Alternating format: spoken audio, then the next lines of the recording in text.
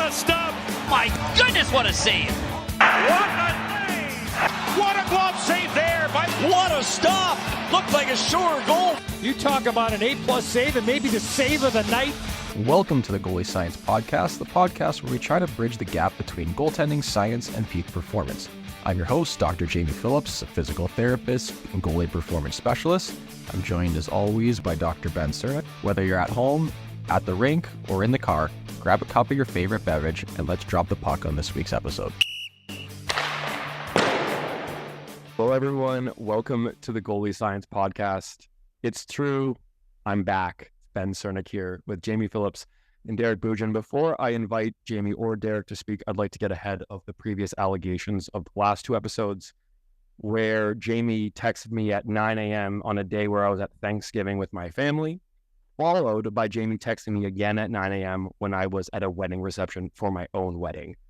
Tough reasons that I couldn't attend. Jamie texting me the day of when I had family events. But I'm here to own it. I got to be better, and I won't let that happen again, Jamie. The Thanksgiving, I get. Like in the States now, basically American, just big freedom guy. And I forgot about Canadian Thanksgiving. The wedding, that's just selfish on your part. Understood. But big shout out to Derek, who's essentially it's now a 3-person podcast, or at least 2. But Derek's He is. I invited him to be a full-time guy. Congratulations. A promotion for Coach Derek. It just helps because we're both pretty busy, and on the off chance that Derek ever does his own episode, I'm just very curious to see how it goes. That'd be a very angry episode. Me talking to myself, and it's good for nobody. I need a buffer, and in this case, I have 2 buffers. That's always a positive. It's going to be a 4.5-hour episode of Derek in 3 different buildings, walking back and forth, getting angrier.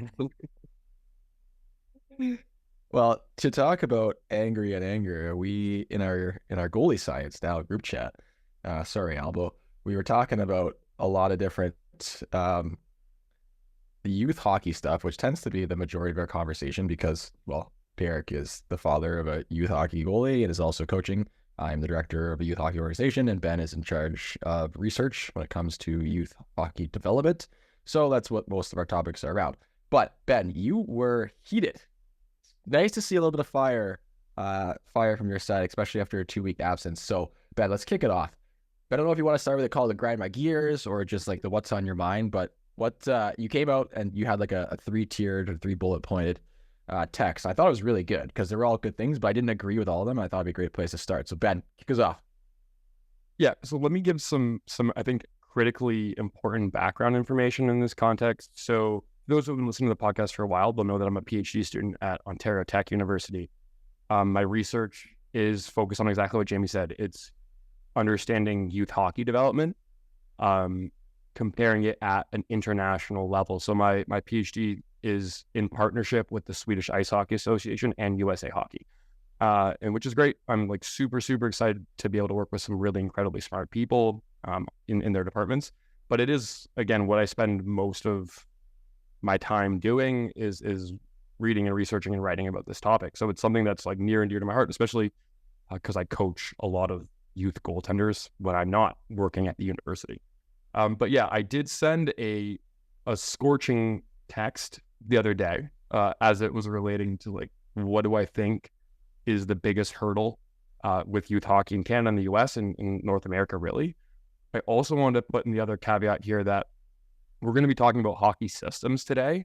I want to like fully acknowledge that the people who are in charge of hockey development systems in Canada, in the USA, are brilliant and like wonderful people who have tried to do a lot of really good initiatives. So in no way, shape, or form is this a critique of anyone involved in that. Again, Corey McNabb, Hockey Canada, super dialed in, wonderful person. People at USA Hockey, again, we've had Steve Thompson on the podcast and his job with USA. Like, this is not a critique. This is just a discussion around it. So with that in mind, now that I got all my disclaimers out of the way, here's my takes about the current state of really under 12 hockey in Canada. So that includes people who start at ages 9, 10, and 11.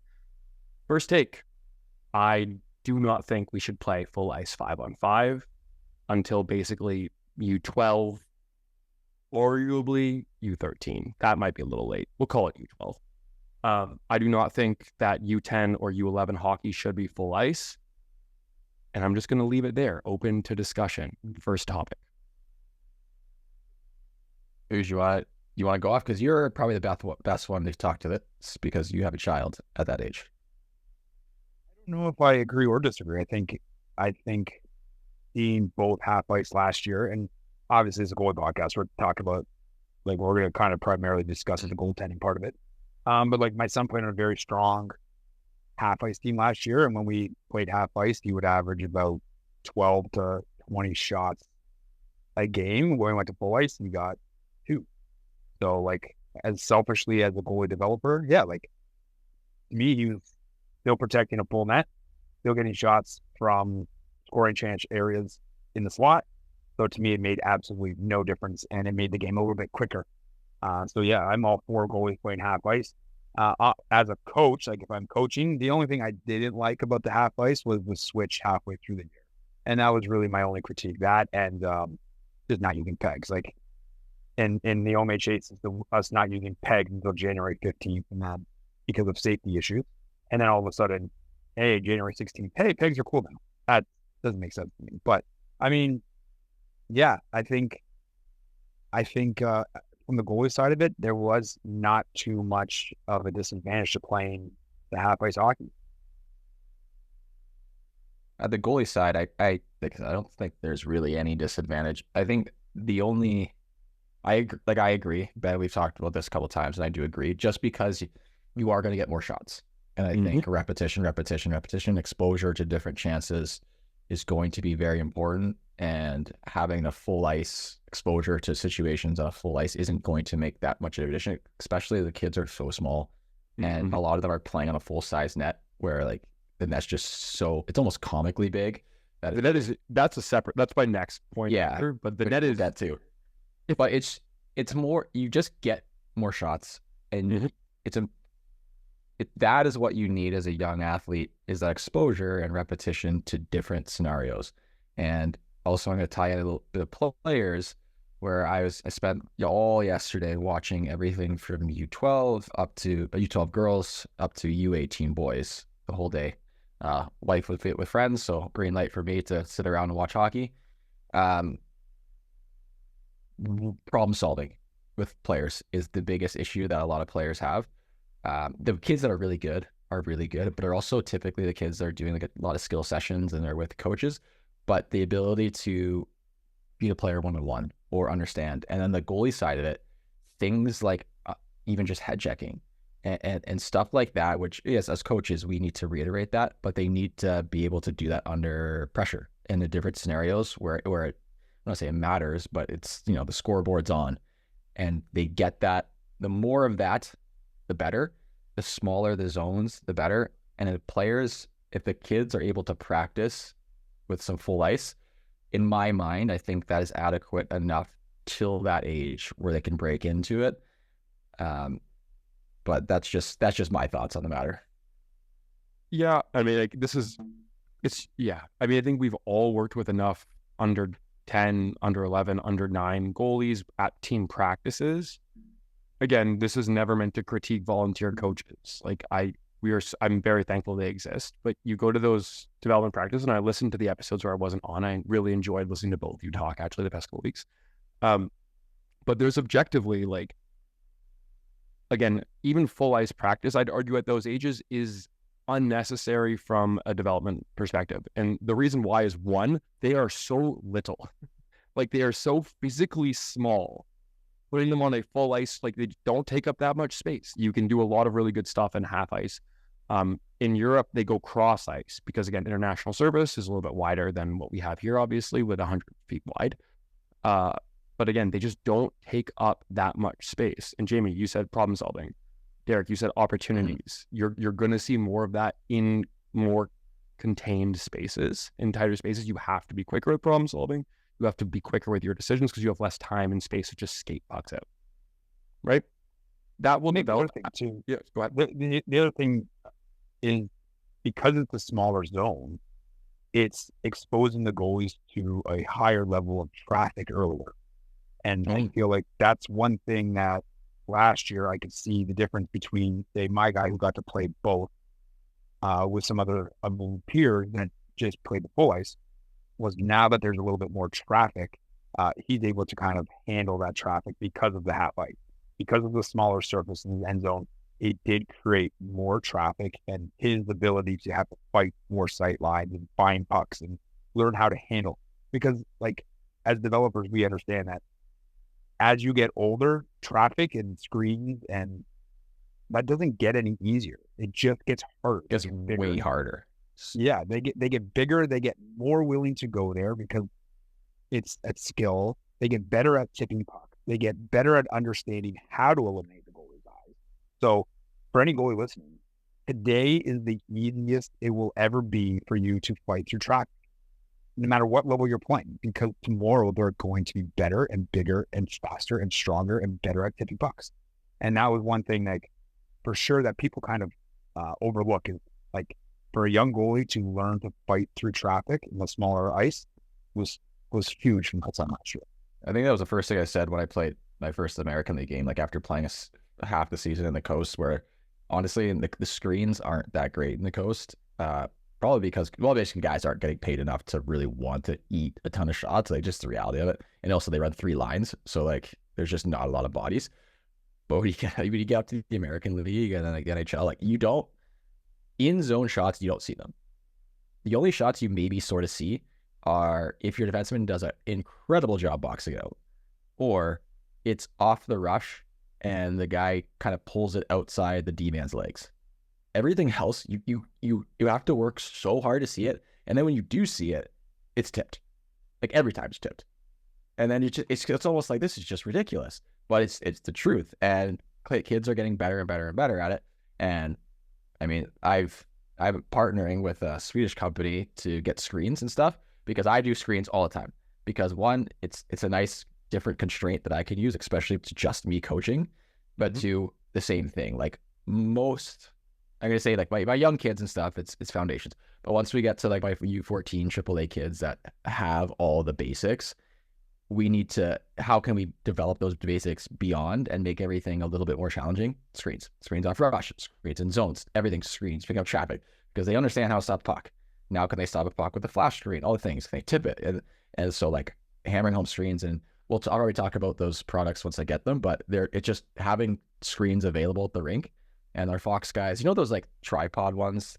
I can't remember the name of it. You might have seen them. They're like pretty big, decently heavy. We use them in Muskegon, but the Fox Motors guys are investing, and they're going to buy a bunch of those too, because it's good for players because they need to practice, and also and it's great for goalies. And that was the one thing I said. I was like, we need to challenge our goalies more. They're like, done, we'll do it. So once again, shout out Fox Motors for investing heavily in player development. Wow. This podcast is brought to you and sponsored by Fox Motors. Yeah, at this point, it feels like it. Fox Motors, go buy a car from them if you're in Michigan, all the way from Grand Rapids to Marquette. Only the best, Fox Motors. That's our That's where I got mine. That's where I got my car. Our first genuine plug. That's not the standard ads that come up. Yeah, like, I agree with everything you've said. I really boil it down to a really simple concept. I have to. It's my elevator pitch all the time as part of the work that I do, which is for both players and goalies. As the game gets a higher level and as we get older and as the game develops, more and more goals go in on high danger scoring chances. I don't think that is a controversial take. Better hockey, the less bad goals go in. Now, here's the thing. You don't really need to practice low danger scoring chances as you get older. And because of that, like, I'm not saying don't, but it's like, how many drills do we need to do where we simulate a shot from the point, a clean shot from the point? 0. Please make the stick save and put the puck in the corner. Like, that should be a standard fundamental skill that you have as you get older. But if we can introduce younger goalies and younger players to more high danger chances earlier and more often in gameplay, that is a great learning tool. We already kind of do it in practice. It's probably not done that well in practice, but the best way to get better is not playing games, because you don't see the backdoor one-timer 25 times in games. Well, if you shrink the net, you shrink the size of the ice surface, you will see more of those. It is probably better for, reading the game. Jamie, how many times have you been asked, how do I read the game better? be involved in plays where you have to read the game. It's like the question, how do I get better at angles? And it's just like, you got to are you getting beat to the glove side every time? Like, I don't know. Like, but just like the simple solution is build the environment where the person will be able to practice it. That's what coaching comes down to. That's what development comes down to. And so I think that making smaller, not even smaller, age appropriate ice surfaces, what I'd call them, developmentally appropriate surfaces is what we call them, would be that. Which also comes into my next point, which is I think the younger goalies, again, under 10, maybe even under 11, should be using a modified net size. Now, before everyone yells at me, I do not mean teeny tiny nets. I mean slightly smaller nets. The ones that have been piloted that are involved in the research that we're doing are, instead of a standard adult 6x4 net, is a 5x3 net. Some have done 5x3 and 4 inches. So is that kind of like a roller hockey net? Probably closer to. I don't know the dimensions of roller hockey nets off the top of my head. I didn't know roller hockey net was different than an NHL net. I didn't know that until I started when Jimmy T, who's popular, and so Shadow Jimmy T went through the EGM program when we were doing video. I was like, either you're really tall or your net's really small. And he goes, yeah, the net's a different size. I'm going to search now while you guys are talking. Yeah. Anyways, the point that I make with this, and it comes back, Derek and I talked about this during the brick tournament, is watching a breakaway where the player comes straight down and then just directly flicks it over the goalie because the goalie can skate directly backwards and touch his back post without bending over, is probably not conducive to long-term development. And what I mean by that is how many, similar to that, you got to be more aggressive conversations that Derek and Jamie unpacked last week on the episode. How many coaches have you talked to with minor hockey where the coach says, well, the goalie's got to stay up for that high shot, but the high shot literally just went physically all the way over the goalie? He could not be any higher than he was. I think that's bad for development. Yeah. I think that's a bad habit. It's like putting a little baseball. On this one. What'd you say? Yeah, I don't know if it's bad. I don't know if it's bad for development, but I would just say it's kind of dumb. Like I just let me reframe. Let me immediately frame. No. Jamie, if you went out on your angle, let's say to the top of the shot to the top of the circle, and a player took a wrist shot, and you fully slid into the puck, what would Derek say to you? And you slid out of your net to make that save with your hands. Yeah, exactly. Well, you just make the save, drive into the save, don't slide into the save. Now you put a 3.5 foot tall goalie in that same position on a full size net, and he can't do that. He has to physically slide to make the save. Is that the same level of goaltending that you performed in the professional game, or is it not? No, I agree with you. I don't think it's necessarily bad for development because you're still going to get all those foundational things like having to watch the puck, react to the puck, but you're just going to have way more goals because there's going to be shots that a child cannot read. The arms aren't long enough. So it's going to go in even though they did everything right. So I agree that a medium-sized net is a good kind of, barrier. We do it in almost every other sport. There's some sort of, barriers, whether it's, children's tees or women's size balls, or in soccer, they have, or football or whatever, you have different size nets. There's 3 different size nets. I agree. However, I do think it would be better for development, but I don't think having the full size nets hurts the development overall. I think it can improve it. That just means it hurts it because it's not as good as it can be already. Okay. There. I did my tongue as long as I could. Okay, number one, if you have goalies sliding into shot, like you said before, that is a goalie coach prioritizing results rather than development. So that's not a net issue. That's a goalie coaching issue. If I'm going to teach my U11 and U10-year-old to slide into things because I'm that worried about winning games at 9 years old, well, then, when he's 15, he's going to be an absolute mess. So that is number one problem. Number two problem, we have this talk all the time. This is the only thing the internet talks about is RVH. What happens when you make the net smaller? Every goalie coach teaches the RVH earlier and earlier and more and more. because now the small goalies can do the RVH because the net is smaller. So let's just take a hammer and destroy every goalie in the world's knees, ankles, and hips, because now they can RVH and do a smaller net and they can get away with it. Because that's exactly what's going to happen. Is all we're going to do is we're going to have more goalies sliding, and we're going to have more goalies doing RVHs.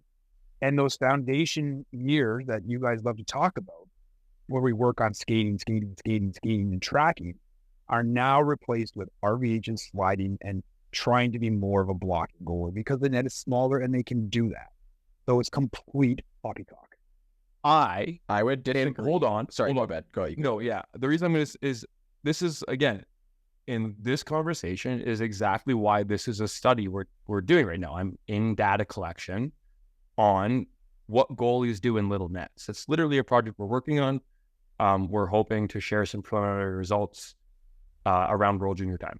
Like, that's what we're working on right now. And I'm totally at liberty to say that, like, in preliminary results that we've coded through, goalies still stand up on shots. Goalies are not sitting in RVHs.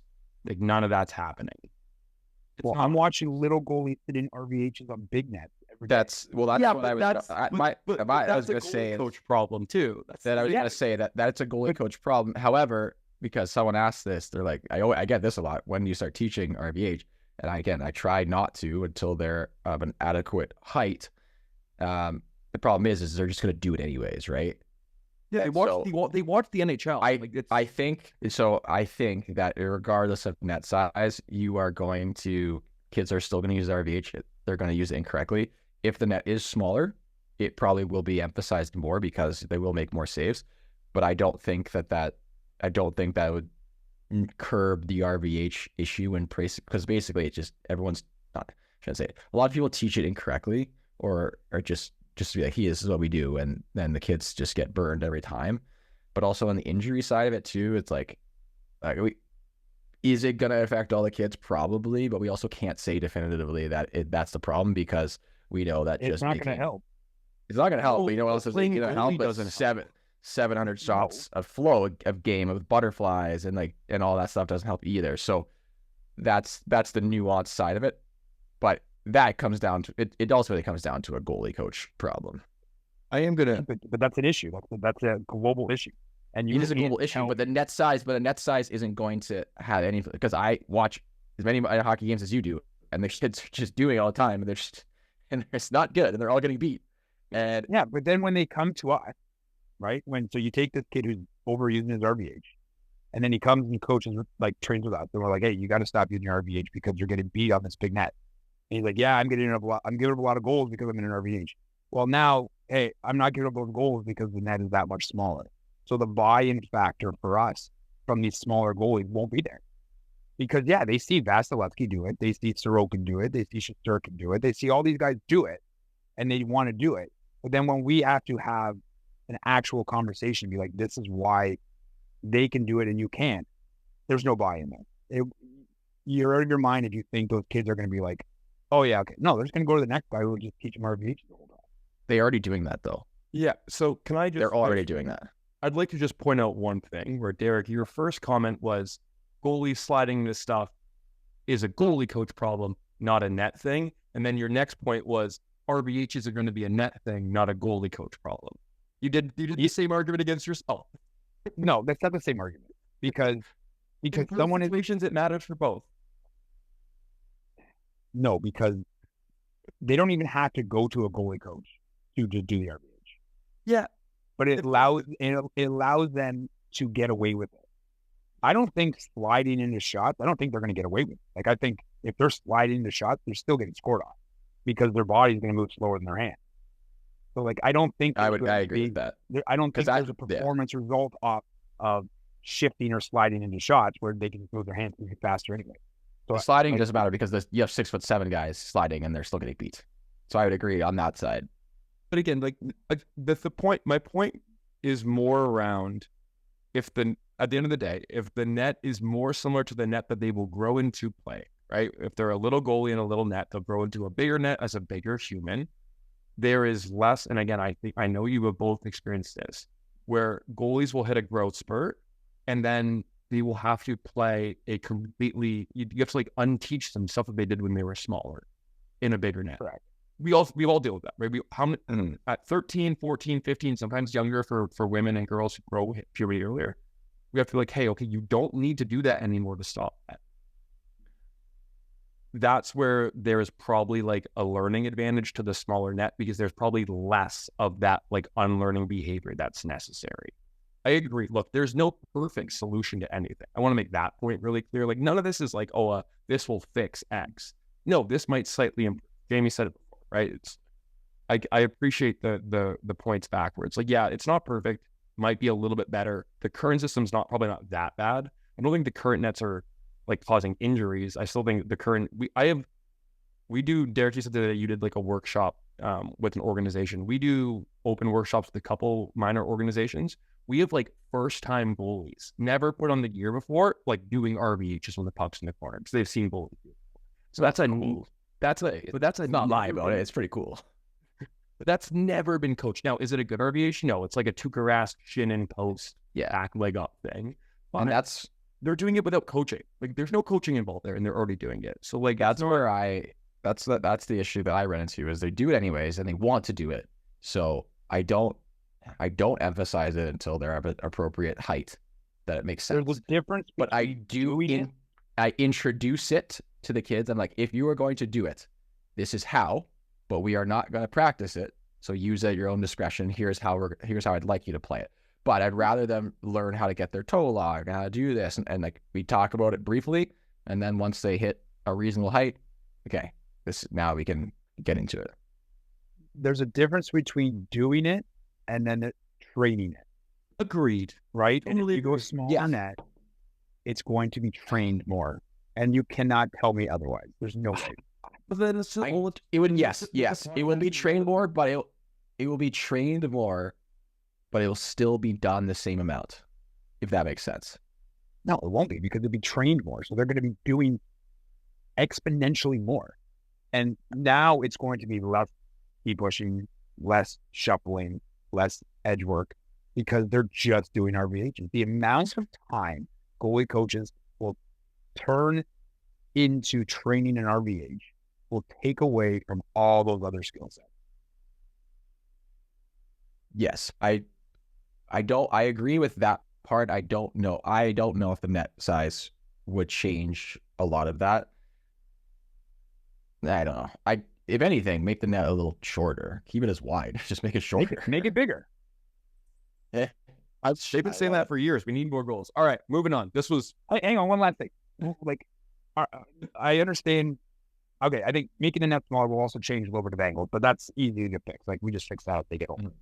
But I mean, like, there's nothing wrong with youth hockey having scores of 8-7.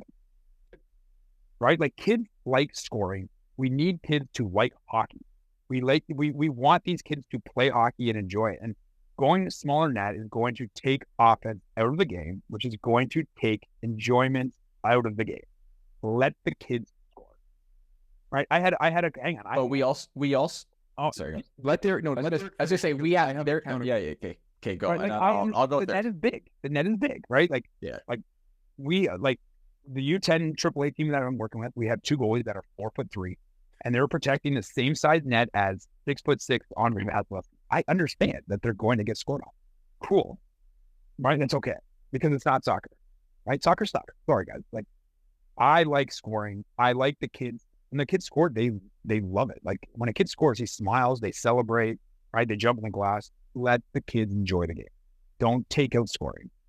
Which brings me, Derek, this is why I really wanted to do this. Again, this is the selfish one on me. This is my research. This is exactly the conversations we have day in, day out about this. Derek, we've been working, again, on some data collection on this exact topic. In a small net, cross ice, 15-minute hockey game, what has been the average number of goals in the 10 games that I have gone through? What do you think? 15 minutes, 3-on-3 cross ice. So like a 4'3" net? It's the 5'3" net, the 5 foot wide, 3 foot tall. Okay. And what's the age of the kid? This is your Weston's age. U10, 3 versus 3 cross ice hockey. My favorite thing in the world. That's my, my statement. Oh, what's the score? 3-on-3 cross ice hockey, 5x3 net. 15 minutes. That's it. 15 minutes. Oh, I'd say an average of 15 goals. It's exactly an average of 15 goals. And you know what? In 15 minutes, there's a goal a minute, and the kids sell you every single goal. And they clearly are they're, like you said, they love scoring goals, right? That's the point that, again, obviously we got to get to half ice hockey. We got to get to 3v3. We got to, there's a lot. Oh, yeah. Now we're taking so many variables and changing the game. If we're talking about just making the net smaller in 5-on-5 full ice hockey. No, I would never do that. I would never. Yeah. And then, like, everything I said is valid. When going 3-on-3 cross ice for the 5, yeah, of course, there's going to be 15 goals. And that's it. To me, it sounds super fun. That would be an amazing spring and summer hockey league. That'd be awesome. I would play that. Yeah. I would play that as an adult. Like, that's because it's fun. It's fast paced, right? It's what it is. Yeah. That's like the big thing. Again, doing this work where it's like, yeah, you're right. Just 5v5 full ice. And again, we're using some of that data. There's been some great work by some people at US Hockey who did that. They put modified net sizes at 5v5 full ice. And you're right. It reduced scoring. You're right. It did. Like, the average number of goals went down by about 1.5 per game. I watched the game today, the U10 AAA game today. The score was 7-2. Yeah. And the goalie that gave up 7 goals played pretty good. Yep. Like, the puck just goes in. Like, if you get good quality scoring chances on the ice, like, they're going to score. And I saw 7 sellies in the glass. It was great. Kids loved it. Big net. Which brings me, I think there's two more topics, but we kind of chatted a lot on that one. I think tying back to the fact that the score was 7-2. Again, I'm going to caveat this one. I am not like a believer that winning and losing is inappropriate for kids. Like, I don't think we need to turn the scoreboards off. I wouldn't say that. In Sweden, they turn the scoreboards off for reference. Like, it's just a timer. There's no score on the board. Take that as you will.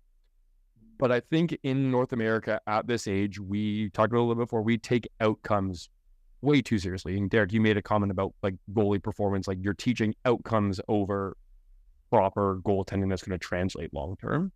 But I think generally, and we've talked about this with like selection, where it's like you take the kid who's really good now because they're really, really, really big, and you're not going to take the smaller kid who's probably better at everything, but might not be as successful as the really big kid right now. I think that's a classic example. Well, if you're like they're talking about last time, if you're taking a big goalie because they're big and no other reason, that's not good. You should be taking the goalie that's the best goalie. Like, that's right. It, but my point, we're talking in the that's everyone thinks there's this fallacy that's like, oh, I see 6'7", I'm like, oh, you're automatically you're 6'7", you can't skate. Like, we're talking who's about doing that? We're talking about 9-year-olds here. Yeah, we know. Okay, 6, 7, and 9. Okay, fine. Listen, if I find a 5'7", 9-year-old, I'm taking him.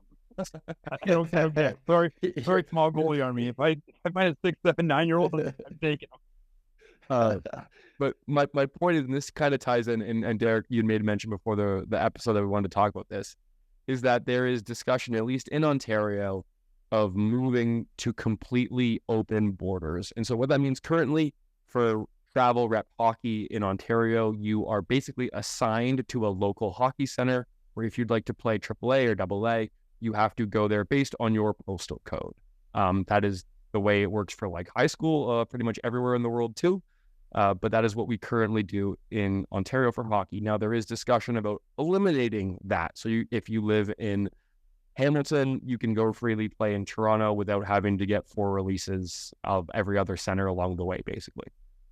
I want to talk about that in the context of again, talking about youth hockey, which I think developmentally, I think this is a very, very, very, I'm going to use the word dangerous idea in terms of how it could impact hockey long-term and development long-term and opportunities long-term. But I also think it ties into the fact, like, if you are really worried about being the best 10-year-old hockey team in the world, I need you to take a really big, deep breath. Just like a really, but just never, that's literally every sport at every age group. It doesn't, no, but it's not. It's every sport at every. You can't tell me. You can't tell me that if you go to a 10-year-old golf tournament, there aren't parents there that are absolutely crazy and all they're focused on is their kid winning, or a tennis or swimming. or in any of those sports, it's not just a hockey issue. It's like it's every sport. It's a society issue. It's a Yeah. it's a uniquely North American thing, is what it is.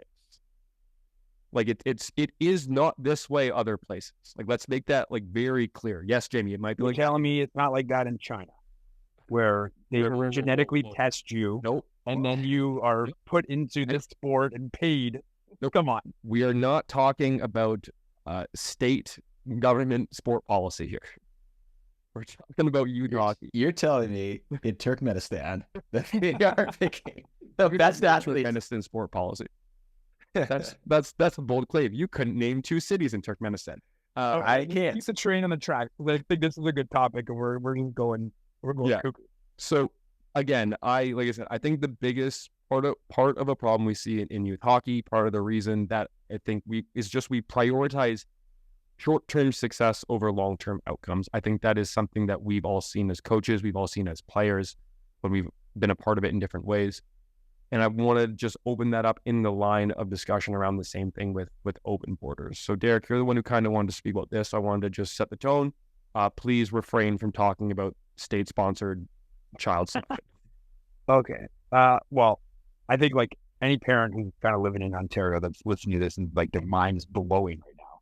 But it's looking like it's going to be a done deal. Like it's going to be open border. And from what I'm hearing from pretty reliable sources, it's going to be all ages and all levels.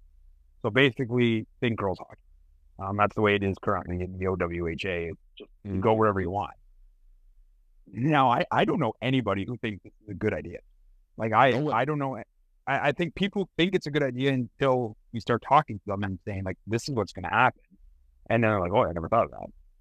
It's going to be chaos. It is not a good idea to allow players to go wherever they want for long-term hockey development. You're basically putting all the power back into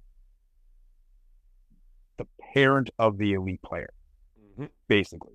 So the inmates will be running the asylum.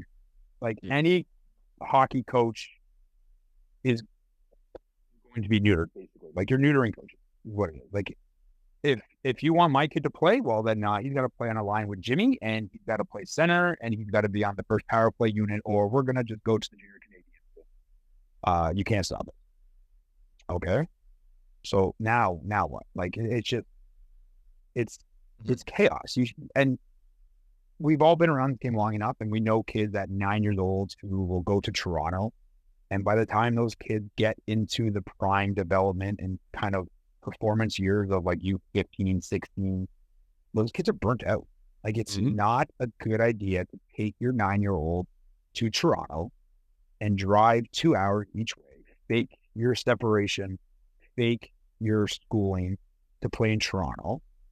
I understand that is an issue that you have to fake a separation, but opening the border doesn't, 2 wrongs don't make a right. Like just because you want to go to Toronto doesn't mean you should be allowed to go to Toronto.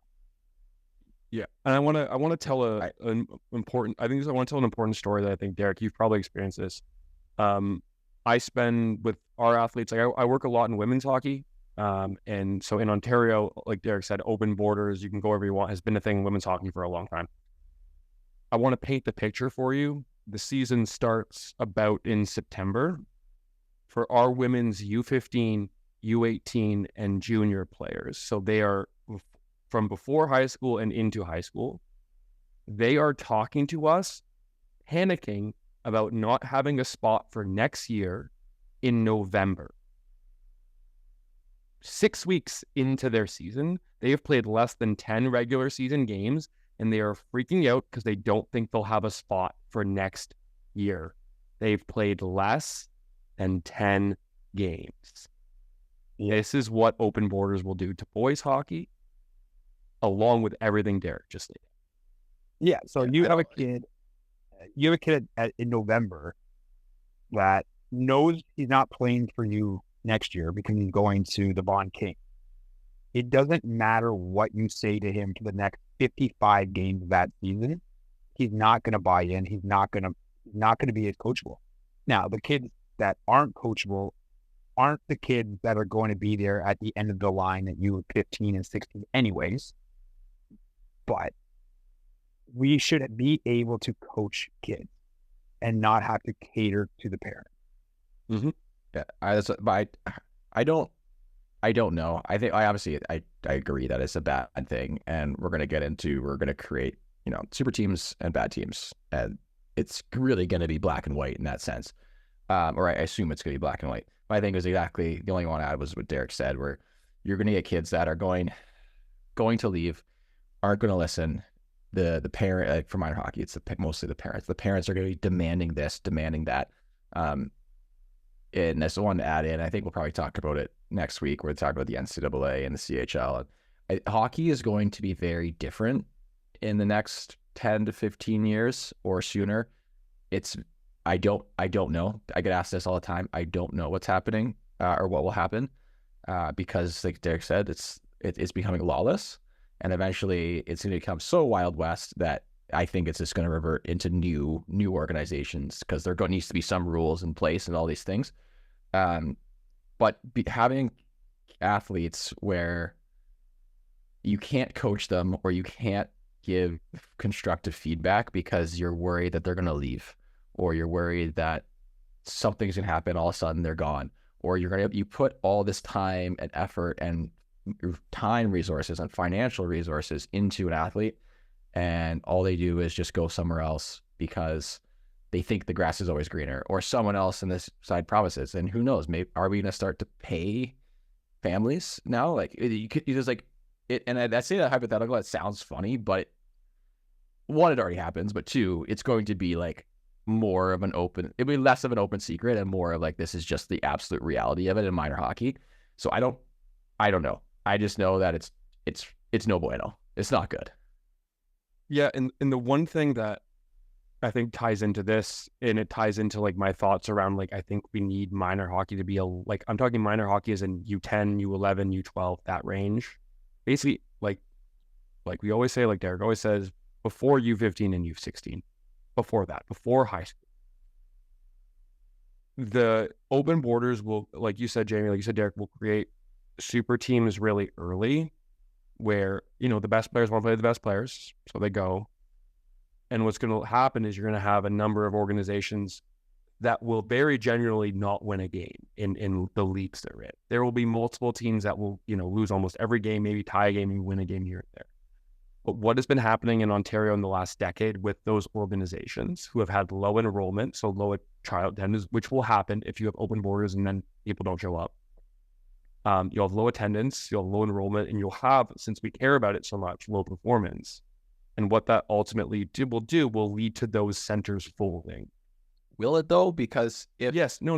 Because let's just say at AAA level, you're going to have, your top dogs, and then you're going to have your bottom feeders. But if it's open, kids want to play at that top level no matter what. And so you'll get AA, single A kids. It's not going to be, that caliber won't be there. But if it's money keeping it open and keeping the doors open, the lights on, then it's still going to there's going to continue, right? But that's not the case, right? It's performance that keeps organizations afloat. Like I'll speak again from experience. People know that I'm out in the Durham region of Ontario, so Oshawa Whitby area. And this past year, Clarington Minor Hockey, which has been a AAA minor hockey center for 50 years, they're about to celebrate their 50th year as like a merged. Oshawa and Clarington, two of the oldest minor hockey teams in Ontario, merged to form a new AAA team called North Shore Whitecaps. The same year, the Central Ontario Wolves folded, had an appeal process, and have now been given a 1-year status. For those who are, we have a lot of international listeners.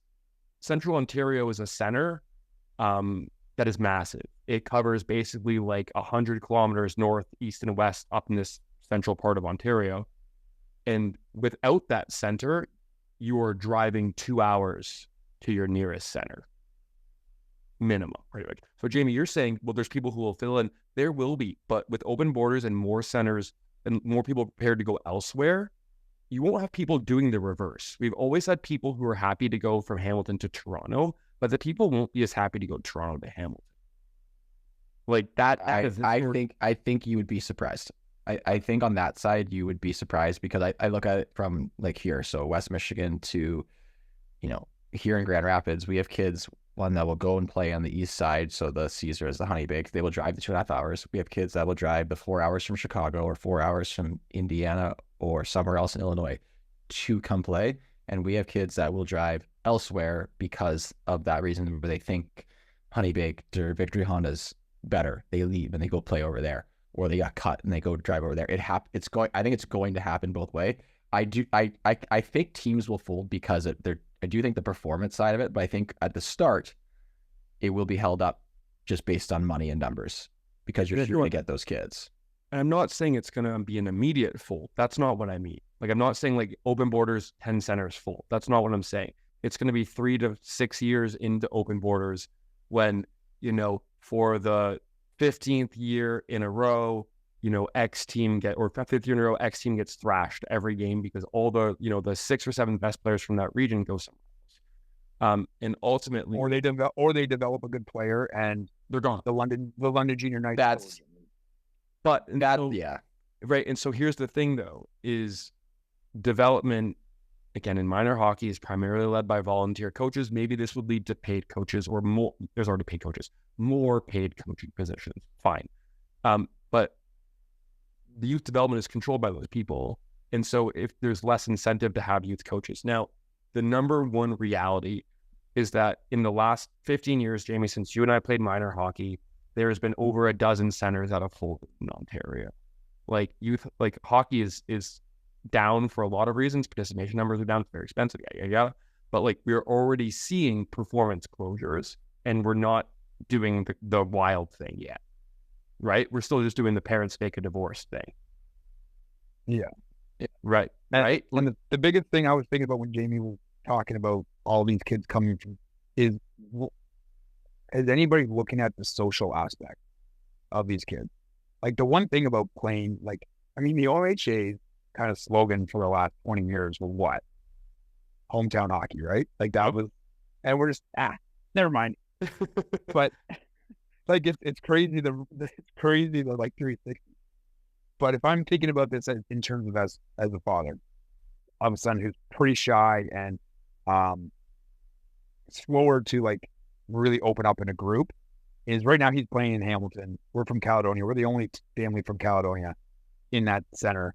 And so he has no friends within like 25 minutes where we live. He can't get off the bus and go and hang out with a guy on his team right now. And like last year he had that and it was awesome. This year he doesn't have that. Going open borders. Like you bring in these kids who are playing Toronto AA, and I think Jamie's right. I think these kids that play GTHL AA that can't play in Toronto, they'll come to Hamilton. But is that what we want? Like, do we want guys from Toronto playing with guys in Calgary? Where is the social aspect for these kids?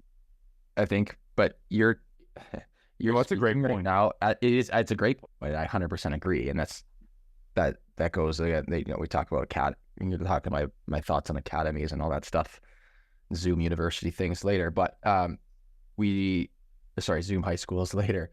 But you're talking as a reasonable parent who's thinking about your son holistically as a human being and not just a hockey player. Well, he's that in, so yeah, but do you know we deal with parents all the time. Sure do. Those things get thrown out the window. A lot of people understand that.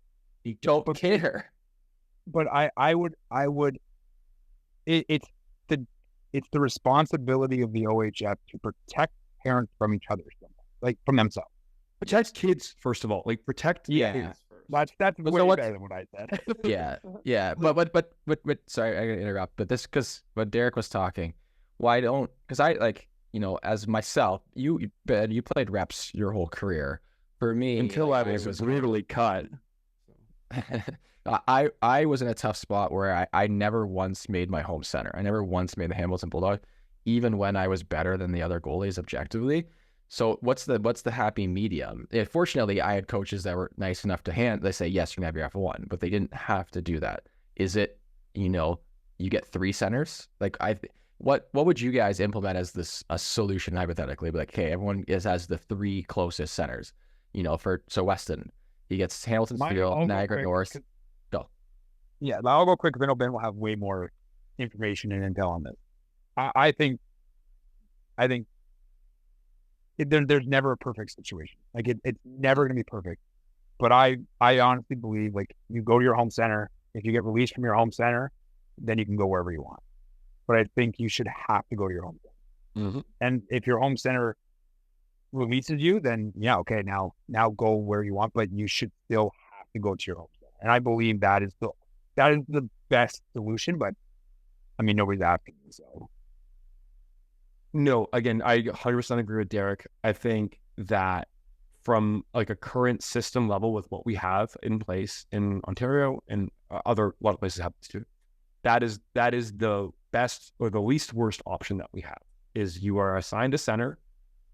If you get released, and again, like the release process is imperfect, people can honestly get held, quote unquote, a little bit like hockey hostage. That's not great. Like no one's saying that's great for those individuals, but collectively as a whole, it is a better system than going open borders because it maintains, like Derek said, social networks.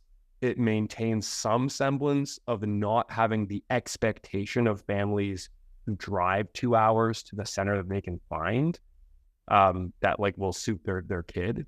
Once centers start folding, which they will, I promise you that. This is what happens. This is basically like private equity. And hospitals. You want to see what happens when that happens? Yeah. Show Jamie in America. I know what's going on. I understand that reference. Yeah, thank you.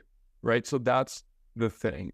And ultimately, and we're going to do a full episode on this with an expert on this topic, is that the best solution to long-term athlete development from like, we all want Canada better, we want better Canadian goaltenders. The best solution is to provide the most resources to the most people for the longest you possibly can. In doing this, will gut resources to organizations.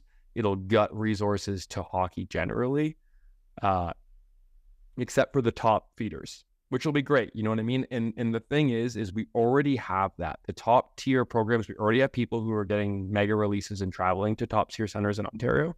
That's already existing. So nothing would change for those individuals.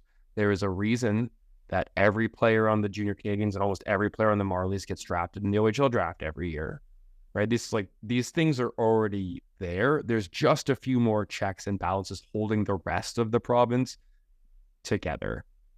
And that is, again, I don't want us to be the lesson for other places.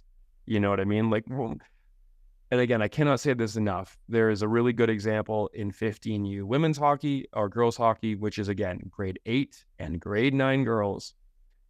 We've got billeting. We've got people traveling across the province to play for grade 8, grade 9 hockey teams in girls hockey. And let me tell you straight off the bat, some of those players are going to play top tier Division 1.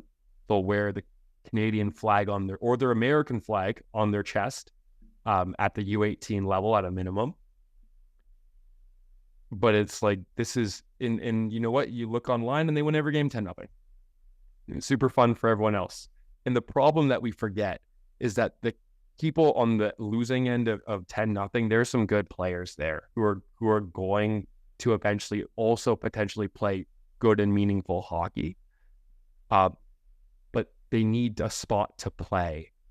And if you basically allow things to wild crazy, we will lose those spots and those people will not exist. Jamie, you played for 2 teams growing up, minor hockey, that don't exist anymore. How do you feel? Like you wouldn't have gotten a chance potentially in today's minor hockey. Your teams don't exist. Yeah, it's hard, but there's also, like Derek said, there's no perfect solution to it. The fact that I wasn't held in hockey, like hostage or purgatory, is actually very surprising. Thankfully there was good people there that did the right thing. I don't know. And I don't know because I agree. Like, I know that I agree. It's a fact that more resources to more players for longer is better. But also, if the parity just isn't there, like, is it better at some point to have less team? I don't know. And the thing is, I don't know. It's so crazy that I don't know. Like, I just don't know. But we look at that with junior hockey, and junior hockey is like, junior hockey is also a disaster zone. It's a whole other podcast. But yeah, like, could it have hurt me? I mean, probably.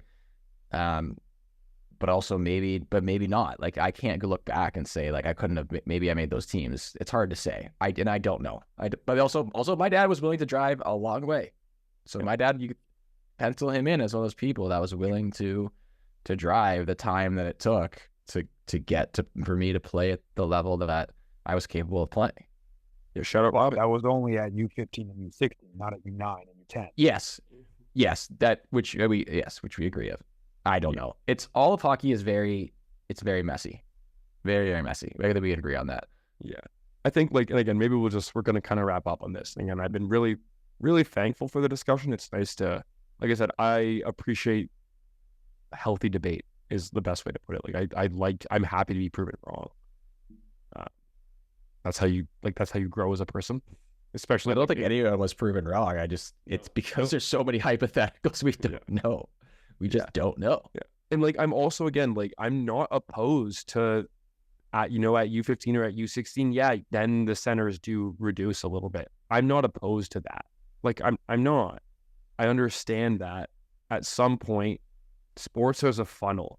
So either minor hockey can create the funnel, junior hockey, pro, college hockey, pro. It's a funnel, right? You start with a big pool that gets smaller and smaller and smaller the more you go up. I also think that, like, we probably shouldn't narrow the funnel at 9 when, like, some kids objectively still can't tie their own skates or put their own equipment on. Like, I think we can maybe tone it down around those age groups. It's gonna make much sense then. Yeah, it's gonna come full circle, and it's all gonna come full circle. Honestly, like, it's gonna be a mess for a long time, and then people are gonna start adding in different rules, and organizations are gonna pop up, and it's just gonna start all over. And we already have independent hockey organizations in North America for really little guys. I have one story. This is my last story. No one's listening to the podcast. Everyone stops tuning in after minute 26. I see the analytics. I know what happens here. I have a really funny story. I was watching, I can only assume it was under 7. Like, the kids were that small, that it had to be like the lowest organized hockey age group, under 7. But it was in, this independent third-party league. And this little goalie fully just fell over. Like, the puck kind of went towards him, and he just tipped over. Like, he's 6, right? And tipped over.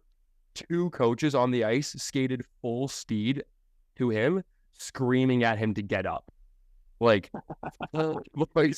screaming. And again, we're all coaches here. When a really little one gets on their back and they're not strong enough to lift their leg and roll over, like, it takes them a long time to roll over.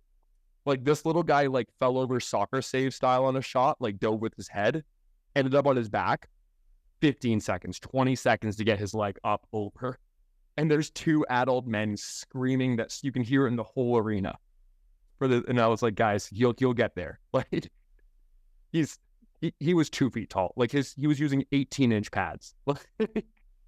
Hey, disclaimer for every parent out there. Live Barn has microphones. So be very careful. Yeah, it's yes. When I watch Live Barn games back, it actually is hilarious. All right. I think that about summarizes it. We're not ending. Well, yeah, I'm getting a funny note. That was kind of funny. Yeah. This one doesn't make me feel good. This one doesn't make me feel good about the future of hockey. It just sucks. Hold on. This is this time of year.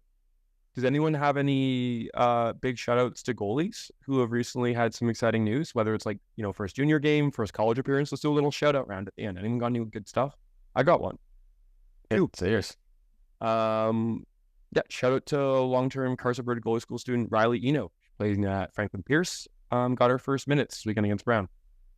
Congratulations, first college. And then shout out Andrew Ballantyne, committed to Tennessee State. So that's 2 of our goalies, 2 of our people who have coached with us as like junior coaches who played in college and committed college. So shout out to those 2. Really proud of both of them. I have nothing big like that, but a lot of my goalies, both on the EGM side and Fox side, have been playing very well and being very consistent. So as a whole, we've been doing pretty solid. So I'm happy with that. And those listening that made it this far, they probably know who they are. I said my shout out last week. Hayden Jeffrey signed with the Ice Dogs and was on the bench for his first game on Saturday, I believe. Nice. So that's taking some pretty cool pictures. And there's a couple more coming, but we'll wait. Hey, We love that. all right. Thanks for listening, everyone. Like, comment, subscribe. And if anyone has anything you want us to talk about, let us know in the comments, especially on YouTube. It's probably the best way to let us know. But thanks for listening. Until next time.